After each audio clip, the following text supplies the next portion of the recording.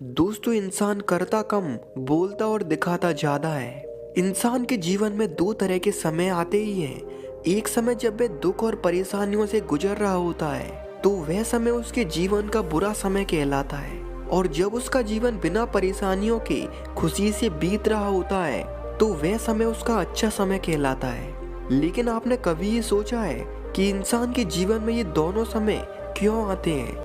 नहीं। तो चलिए दोस्तों, आज मैं आपको एक ऐसी कहानी सुनाने वाला हूँ जिसमें आपको एक ऐसी बात पता चलेगी जो आपके जीवन में ऊर्जा भर देगी।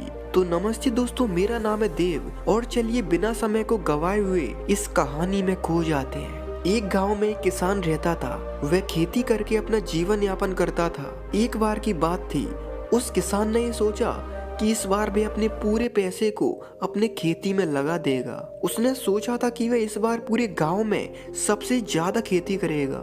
इसीलिए इस बात को सोचकर वह अपने काम में लग गया। उसने अपने सभी खेतों को जुतवा दिया और उसने सभी खेतों में खेती करवा दी। लेकिन शायद उसका समय उससे कुछ और ही चाहता था। जिस गांव में किसान रहता था, उस गांव में एक महीने बाद एक भयंकर बाढ़ आ गई। उस बाढ़ ने पूरे गांव को तबाह कर दिया और उस किसान के पूरे खेत बर्बाद हो गए। अपने खेतों को बर्बाद होते देख वह किसान केवल देखता ही रह गया। वह कुछ नहीं कर सका। उसी दिन से उस किसान के जीवन का समय बदल गया। जिस गांव में किसान रहता था, अब वह उस गांव को छोड़कर चला गया। जो किसान एक समय कई खेतों का मालिक था, अब उसका समय बिल्कुल बदल चुका था। वह बिल्कुल गरीब हो चुका था। अब वह दूसरों के खेतों में पानी देने का काम करने लगा। उसके जीवन में दुख और परेशानियां बढ़ते चले गए। वह अक्सर अपने हालत को देखकर दुखी होता, लेकिन थोड़े समय बाद उसे दोबारा हिम्मत आ जाती, क्योंकि वह इस बात को मानता था कि ये समय है, बीत जाएगा, और दोबारा से अपने काम में लग जाता। एक बार की बात थी, वह खेत से काम करके अपने घर लौट रहा था। तभी उसने देखा कि एक गांव में खूब सारी भीड़ लगी हुई थी। सभी लोग एक कतार में सीधे मुंह करके खड़े हुए थे। यह देखकर वह बहुत हैरान हो गया। उसने सोचा कि आखिर यहाँ क्या हो रहा है, जरा चलकर तो देखा जाए। यह बात सोचकर वह भीड़ के पास जा पहुंचा। जब वह भीड़ के करीब पहुंचा तो वह एक आदमी से पूछता है, भैया यहाँ क्या हो रहा है? तब वह आदमी उसे बताता है कि यहाँ हस्तिपट बंधन समारोह चल रहा है। यह बात उसे कुछ समझ नहीं आई, इसीलिए वह उस आदमी से कहता है कि आप मुझे सही तरीके से बता सकते हो कि इसका मतलब कि अभी यहाँ एक हाथी आएगा जो देखने में बिल्कुल राजा जैसा दिखाई देता है। उसका पूरा शरीर सोना चांदियों से ढका होगा और उसकी सूंड में एक माला होगी, और जिस भी व्यक्ति के गले में उसने माला डाल दी वह इस गांव का राजा बन जाएगा। यह सुनकर वह कुछ सोचने लगा। उसने सोचा, चलो मैं भी खड़ा होकर देख लेता हूँ, क्या पता मैं राजा बन जाऊं। यह सोचकर वह भी उस भीड़ का हिस्सा बन गया। थोड़ी देर बाद वहाँ एक हाथी आता है जो बिल्कुल एक राजा की तरह दिखाई दे रहा था, और उसकी सूंड में एक बड़ी सी माला थी। वह हाथी पूरे गांव में घूम रहा था। कई सारे आदमियों के सामने से वह हाथी उस माला को लेकर निकल गया। पता नहीं उसने कौन से अच्छे कर्म किए थे कि उस हाथी ने उस किसान के सामने जाकर उसके गले में माला डाल दी।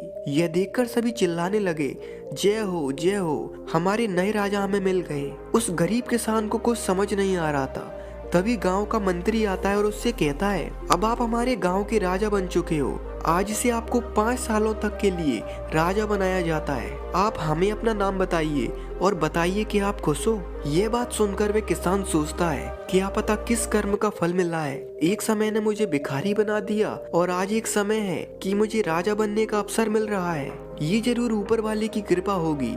ऐसा सोचकर उस किसान ने मंत्री को जवाब दिया, जी बिल्कुल, मैं बड़ा ही खुश हूँ जो मुझे राजा बनने का अवसर मिला, और मैं इसे पूरे तन मन से निभाऊंगा। लेकिन तभी मंत्री कहता है, लेकिन आपको कुछ शर्तें हैं जो राजा बनने से पहले आपको अपनानी होंगी। सबसे पहले आप इस गांव के राजा 5 साल तक बने रहोगे, और जब आपके 5 साल पूरे हो जाएंगे तो इस गांव से दूर घने जंगलों से होकर आपको एक नदी पार करके दूसरे गांव में अपना जीवन यापन करना होगा। लेकिन जिस नदी से आप उस गांव में पहुंच पाओगे, उस नदी में खूब सारे घड़ियाल मगरमच्छ रहते हैं, और आपको उस नदी को तैर के पार करना होगा। यह सुनकर वह किसान कहता है, ठीक है, ये बात तब सोचेंगे जब 5 साल बीत जाएंगी। और इस तरह वे किसान अब उस गांव का राजा बन चुका था। उसने उस गांव में इस तरह से शासन किया कि गांव का हर एक इंसान उससे खुश हो गया। सभी लोग उस राजा से प्यार करने लगे थे। उस किसान को ये पता ही नहीं चला कि 5 साल कब बीत गए, क्योंकि जिस तरह वे हमेशा खुश रहता था उसी तरह उसने अपनी पूरी प्रजा को खुशी से भर दिया और एक सच्चा राजा बनकर दिखाया। लेकिन अब वे समय आ चुका था जब उस राजा को उस जंगल को पार करके उस नदी से होकर दूसरे गांव में जाना था।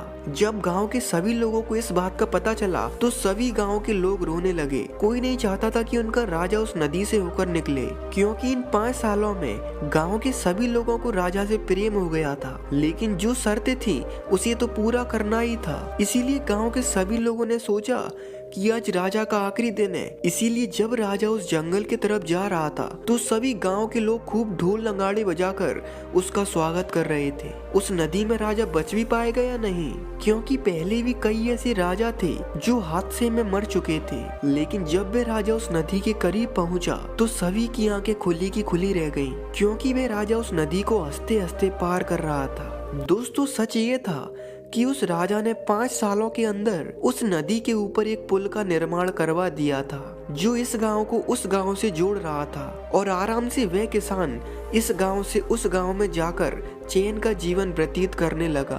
दोस्तों, ये कहानी हमें सिखाती है कि कहानी केवल उस किसान और पुल की बात नहीं कर रही, बात हो रही है हमारे जीवन की। क्योंकि जब हम इंसान इस जीवन को छोड़कर जाएंगे तो क्या हम उस पुल को बना पाएंगे जो हमें सीधे भगवान के पास ले जा सके। उस पुल को हम कह सकते हैं हमारे अच्छे कर्म। भगवान ने जो हमें ये छोटा सा जीवन दिया है राजा बनने के लिए, उसमें हमने ऐसा क्या काम किया जो हमें उस रास्ते पर ले जा सके जिसे स्वर्ग कहते हैं, ना कि उस रास्ते पर जिसे नर्क कहते हैं। हमारे जीवन में अच्छा या बुरा समय आने की एक ही वजह है कि हम उस समय में ऐसा क्या कर सकते हैं जो हमें अच्छा कर दे। इसीलिए जीवन में हमेशा अच्छा करो, बाकी सब वो देख लेगा।